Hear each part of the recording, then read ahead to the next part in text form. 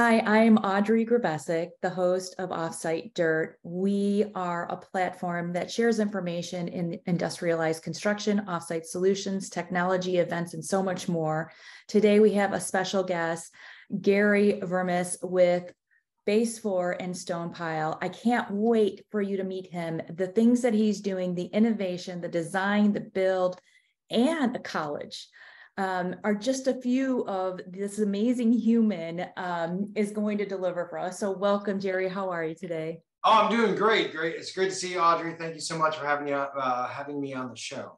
You are very welcome. So give us a little background, Garry, how this all formulated and how much expansion you have in the offsite community. Sure, I'll take you back. I mean, listen, I grew up in construction. I'm a fourth generation Dutch boy from Holland, and we grew up in construction. And construction was what I loved all my life. My great-grandfather, my grandfather, my father, myself, just all my life. It's all I can remember since I was 10 years old, was tying rebar, pouring concrete, laying block, building forms, and it was just part of who I was. I went to college, studied undergrad in civil, master's degree in civil structure, and then a PhD from Columbia University in engineering mechanics. So I kind of really got all circled around construction and buildings. And then, was able to start one company and sold that company. It was an engineering design company. In 2009, kind of got my friends together and we started Base4. And we really started as a tech firm in the AE space. We wanted to kind of be cutting edge. And that's where the story really begins, is we decided, we were doing outsourcing. We had offices. We started with offices in India and we were doing work for the US. Nowadays, fast forward, Base4 is about a 200 plus firm of architects and engineering. We do architecture, structure, mechanical, electrical, plumbing, fire protection, interior design, renderings, visualization. We have an incredible team with offices in India, the Republic of Georgia, which is next to old USSR, over by Russia, where we have office in Egypt. We're in the Dominican Republic. We have staff through the US. We're licensed in all 50 states. I myself am a licensed structure, mechanical, electrical, plumbing engineer in 48 states. So we've got an incredible team of people working on projects. We do a lot in the hospitality sector. We do a lot in the multifamily sector. We've got some great clients around the country and the world. I mean, we've done some amazing projects around the world as well. But, in 2000, I guess 17, 18, we saw the price of construction just continually decline. It just go up and up and up and up with no source of any solution, right? And so we decided that we were going to dive into the world of IC, industrialized construction, because we felt like something has to give.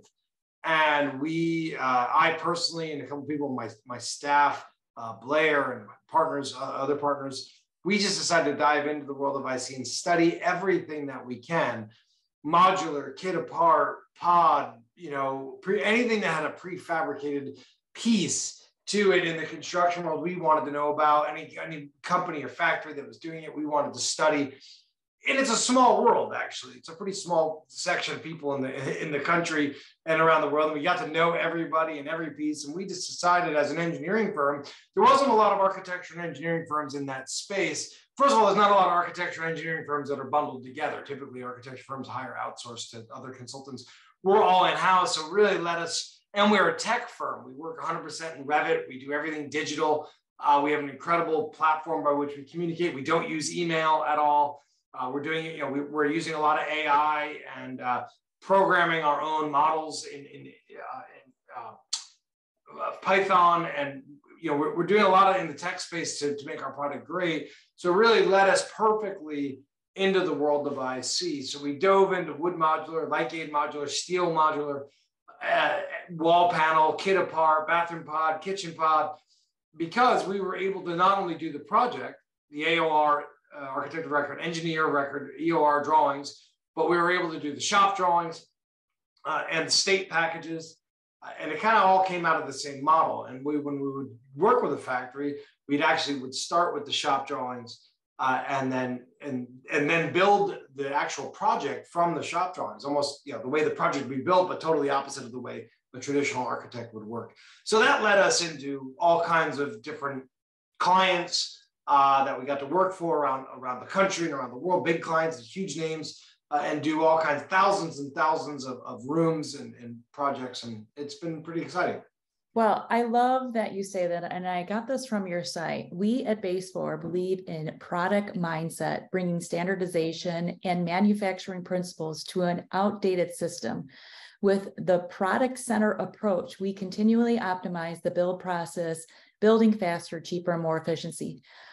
I think it's really fascinating that you are starting from the shop drawings with a factory and then designing those with all of the other all the other engineering and other tools that you have at your company. There's not anyone else that I really know that is working that way. Being that that's the case, are you finding that more factories are coming to you with trying to create this process, especially the new ones that are coming into the market? Yeah, I mean, we probably have at least 1 or 2 phone calls every week with someone trying to do something in the modular space, right? That people are very interested. It's a tough road to climb for a new factory. It takes it's very capital intensive. You got to know what you're doing. There's a lot of people that want to get into this space that don't know what they're doing. So yeah, we talk all the time and try to explain to people, the process, the shop drawing process, the state approval for the modular project, the AOR, EOR project, right? The scope delineation between the site and the factory crew. It's just yes. So we're because we do all that, because normally people will go hire a traditional architect. They don't know the process real well. They'll do the design the way they would normally do, but then you got to have someone create the shop drawings and someone do the state package. And by that time, you've got 10 different, shop drawings going on. And once you hit the factory floor, you're making changes on a daily basis, for the units, which then have to go. I mean, there's just too many platforms to even update the model. We have a central model. When the shop drawings hit the floor, we're updating them, which is updating everything else: state package, AOR, EOR, all kind of in real-time automation. It's amazing. And I definitely think it's needed in our marketplace. I was lucky enough to meet you at the Advancing Prefabrication event with Chip from Pointer. And Pointer is actually another guest talking about Chip in particular. He actually was one of your students with Stonepile. Would you mind giving our audience a little background on Stonepile and the university and why you chose to create it? Yeah, I mean, in 2019, we realized that the RFIs, requests for information that we were getting from the field, were just had declined rapidly in the intelligence of the questions that were being asked. The questions were just becoming super basic, not just in the IC space, but in the traditional construction space. And we realized, man, there is just a need for somebody construction is difficult. You have to know so much. And it always got me kind of angry that you couldn't get a college degree in construction. I mean, it's much more difficult than most majors out there. I mean, you have to know code, you have to understand design, you have to understand all the different products, you have to understand all the different trades. There's thousands and thousands of products and notes and drawings, and just understanding a full set of construction documents is really difficult. And yet, for some reason, this is not a higher education situation, right? It never made sense to me. So we decided, we're going to change that. And we're going to go out and we're going to offer an associate's degree in construction leadership, a bachelor's degree in construction leadership. We call it construction leadership because it's not construction management. There are construction management schools out there, great ones, but that's a business kind of management degree. We're in the weeds in what we teach at Stonepile of, everything, the mechanical systems, the electrical systems, the plumbing system, the foundation, the soil, the superstructure, the envelope. We're really teaching people all these different systems, products, codes, and we're doing it all online. So we started that program, and then we also offer a master's degree in prefab, modular, and offsite construction. We're the only master's degree I know of in the world in that program. Chip was one of our first students. He graduated, did a great job, wrote an incredible thesis, now is heading up this department at Pointer, doing a great job. So yeah, that's where we were in 2019. We've had several hundred students since then. We've written 800 classes. We've got a great curriculum. And now we're actually selling Stonepile to a university that I can't name at this point because it's still confidential. I'm so happy for you. That's exciting. We need more of this. We need more education, right? You and we have these amazing platforms like Offsite Dirt and so many more out there that is now having these conversations to helping people find information. So when I heard that you had this program, I was certainly excited because I, like you, get a lot of interest in offsite solutions. And it doesn't mean it's just modular construction. It could be panelized like we were talking about, or industrialized construction. So with this vast knowledge and both of these businesses growing, is there an area that's becoming more and more trendy? Are you seeing industrialized or more components becoming a major priority in the food chain going on right now? Or is modular the thing that's happening? What are you seeing, Garry? Okay, so if you step back, a lot of people think that the issue in construction, I mean, if you look at construction, it just gets, the schedules get longer, the prices get higher, everything gets more difficult and intricate, and it never seems to turn around. I mean, you think about TVs, for example, we're paying a lot less for a TV than we paid 20 years ago, comparatively with inflation adjustment, right? And we have a much better, huge selection. And there's a reason for that, because the technology came in and we fixed it, and now our TVs are this thin and they're not huge, right? But yet construction hasn't had any of that. We have barely made it through the industrial revolution in construction. I mean, where we have managed labor, barely. And so everyone looks at that and they all always think it's a technical issue. Man, we need IC, industrialized construction. We need more. But the problem in the industry is just how fragmented it is. It's an incredibly fragmented industry. Like, there's no other industry in the world that has this many companies for any given product. I mean, from the design, they're all different companies, civil, structure, whatever, to the GC, to the subs, to the products. Products are just, there could be literally hundreds of different companies represented in any building, right? Every one of them has their own insurance policy. Every one of them has their own profit center. Every one of them is making money. So just the number of profit centers on any project. Then you've got the government pushing more and more codes down everyone's throat, right? Like and it's constantly energy conservation, safety. So the government just makes it more and more difficult to build. You've got more. So everyone wants to say, hey, the problem in construction is a technical issue. It is not a technical issue. It's a business plan problem. 100%. And so if you really do want cheaper and faster construction, and it is possible. I mean, look at Amazon. Look what Walmart did. They lowered the cost of groceries 30% when they did it back in the day. Amazon comes along and does the same thing, right? People they're able to do that. So if you want to actually have cheaper and faster construction, you've got to solve the business plan problem, which first is you got to get rid of this risk mitigation issue. Let's just keep pushing risk to everybody's policy because you're paying for that. Have you ever totaled up the premiums paid on one project to all the subs, all the projects, all the vendors? You'd be surprised at how much insurance you're paying for any one given project. It's unbelievable, actually. So that's got to be solved. And so when you ask me, what am I seeing that's trendy? I'm seeing the only solution to this is vertical integration. One company coming in and saying, hey, we're going to try to do everything. Katerra tried to do that, but they took too much on and it didn't work, right? There's a whole discussion on that.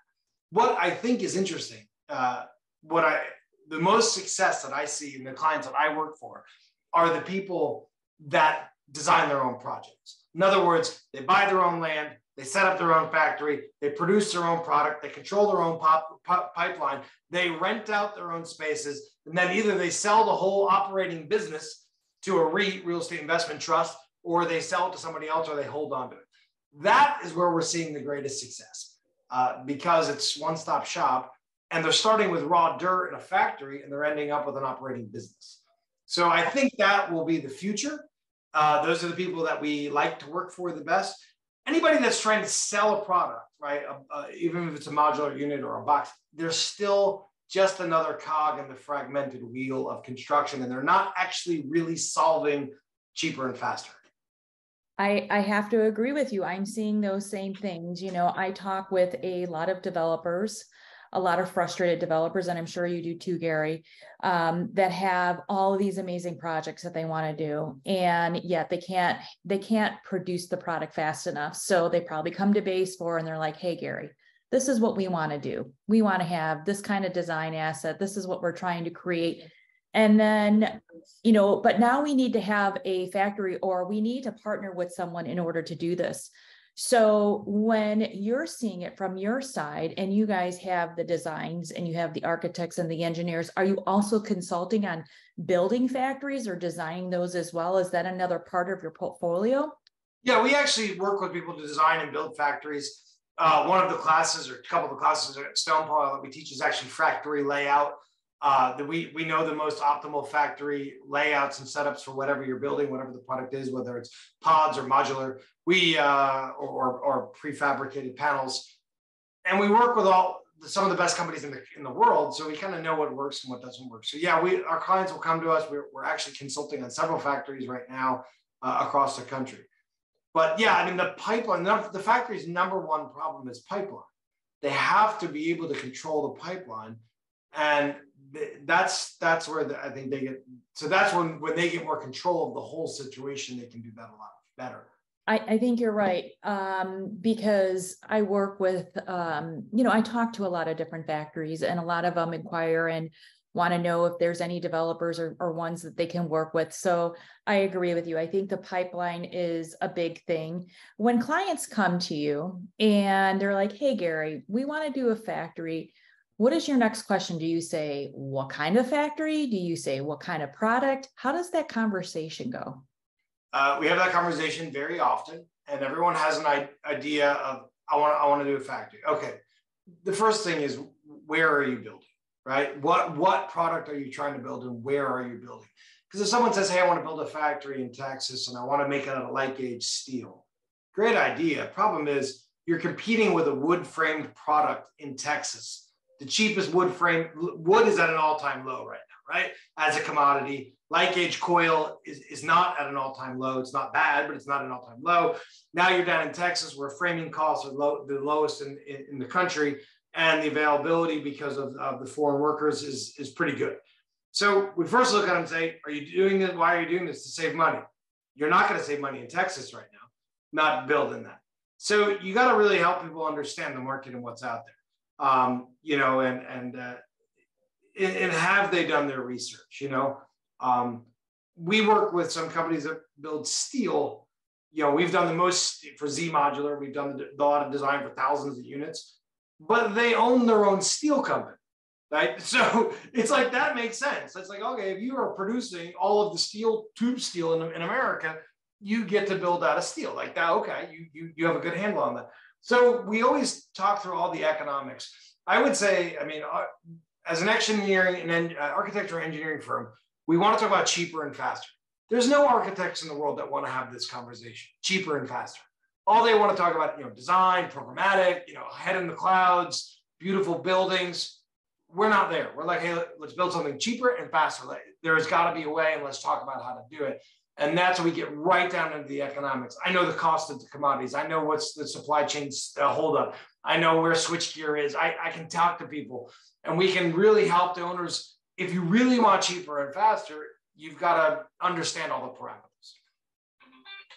Man, it's so wonderful talking with you, Garry. You're so refreshing, because I see these same things, but I don't know a lot, and you do. I'd love to know a little bit more about the international markets that you're working in. What are you seeing in those markets as far as factory design, build, engineering? So pick one of the markets that you're in. What are you seeing? Well, we've done a lot of work in India, for example, and you would never believe this, but there's a labor shortage in India. They have 1 billion people, and they still can't get people to do construction work. And so it's a kind of a crisis internationally, in the sense that you just don't have a generation of people that want to do construction. And that's sad, because it's an incredible field. I mean, even in America, the number one job that the 18-year-old wants to be, do you know what it is? I'm going to say something in IT. I don't know. Social media influence. There you go. Right? I mean, everybody wants to just be a TikTok person, right? Exactly. You ask, hey, do you want to be a plumber? What, are you out of your mind? And here's the thing. all the plumbers I know are doing pretty well. And because at the end of the day, when your toilet doesn't work, you can't call TikTok. You need to call a plumber, right? So, so there's a labor shortage around just qualified and trained people. And that's going to be the biggest problem, which is why I kind of launched into Stonepile. There's got to be some formal training, and we've got to tie an educational degree to it. And college degrees are still important to people, especially around the world, internationally. And people want to have a college degree. And it was, higher ed has snubbed their nose at construction for the last 200 years, right? And it's sad. And now they're paying the price. Now they can't hire people to build their decks in the back of their house because they decided it wasn't education worthy. And that's just wrong, because the construction people I know are far smarter than the people I know at college. And so, I mean, some of them, not all. I mean, I'm making generalizations here, of course. But yeah, I think labor issues are huge. And then you still have the fragmentation issue. So you got a lot going on in construction. You got labor issues. People are not excited about the field. But I think also that's because you don't have any vertically integrated companies like Google, like Amazon, like Tesla, that are saying, you know what, we're going to really try to fix this. And all of those companies have dove into the space. I know, because I've worked with them, and they all get out. They're like, Tesla came, I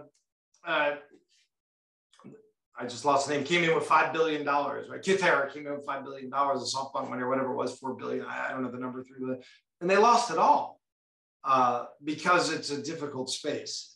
Yeah, and let's talk about them a little bit, because here's the thing I do like about Katera, and you know as well as I do, we have to keep pushing forward. We have to keep forging with innovation, right? So even though there's failures out there, and let's just talk about our industry, we're only reached 6% of the industry, right? We're not a huge part of the industry yet, but we do see massive growth, because exactly what you said, the labor force isn't there. Exactly why you created Stonepile. We need to have information and education, and we need to actually steer people into these greater building solutions. So when we talk about Katera, I know that we see it as this failure, but I also see it as this great integrator to let people know that there are people out there thinking about it and changing it. And I do also see more and more young people, more IT companies, more companies that are going into offsite solutions and creating these factories, because let's face it, we have 5 million homes that need to be built. Not to mention, I was talking with another organization from the Department of Energy. There's 125,000, I think 125 million homes that need to be retrofitted to be healthy. So we can sit here all day long and debate that construction isn't something that people want to go into, but there is a great opportunity ahead of us. Wouldn't you agree? Yeah, I think the demand is massive. It's massive. It's always been there. Right now we're seeing a slowdown in construction because of the lending terms and lending rates and the product supply chain issues that we've dealt with since COVID, right? But the demand for housing is never going to, we are 5 million houses short. We are thousand units short. Plus you've got a country that's becoming renters, much more like a European country. The average American used to buy their first house at 26. Now I think it's 34 because they can't afford it. The average house costs over $300,000. And if you're making $25,000 an hour, $25, you can't afford that. And so we do have a generation of renters. And so we need more apartments, we need more construction, we need more single family homes, we need more solutions, but we have to solve the cost issue. It is a real issue. And what I'm scared to see happen is the government get involved and try to subsidize it, because that never goes well in the world of economics. When the government tries to fix an industry, the downstream problems are just disastrous, and you can study that through any last 100 years. But that's what's going to happen at some point, because politicians are going to come in and they're going to say Americans can't afford a house to live in, and we're going to solve that. We solved that in 2008. Everybody deserves to buy a house. You don't need to have a down payment. Well, look how that worked out for everybody. We're going to see that same solution, and it's not a solution. The industry has to figure it out, but the Katera, you need a Katera size, you need an Amazon, you need a Tesla, you need something like that to say, you know what, we are really going to solve this problem. I love it. I think you are right on track. And is there anything else that you want our audience to know about Base4 or Stonepile before we close? I mean, I love both of these companies, right? I'm fortunate enough to have been founder. I'm CEO of Base4 and Stonepile. Happy to talk to anyone about projects or things around the world. I mean, Base4 just launched a new division called Base4 Destinations. And it is all about theme parks and entertainment and destination resort work. So we are working on a project right now in China, all confidential stuff, but incredible theme park projects and resort style projects, which are really fun. And so on one hand, we've got the cheaper, faster construction. On the other hand, we have Base4 Destinations, which is looking at building those really cool projects. And Stonepile, hopefully in a couple of months, I'll be able to come back and announce our new partner, the new university partner. And that's going to be, I think it's going to be crazy. I think that's just going to be off the charts. We've got some amazing corporate partners that we're talking to, all names that you know that I can't mention right now. So I think with the university partner, corporate partners, I think there could be something really substantial there in Stonepile. Well, Garry, we wish you all the best. You are quite the extraordinary entrepreneur. I haven't met anybody like you that has that amount of energy and continues to sustain and support us in this industry. We are certainly proud of you. Thank you for being here on Offsite Dirt. Check out Stonepile, Base4 if you have any questions. If you're looking to entertain building and really trying to figure out offsite, these are the two companies that are doing it at such an exceptional level. Thank you, Garry, for being here today.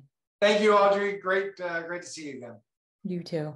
And that's another wrap for Offsite Construction Series on Offsite Dirt. Thank you for being here today.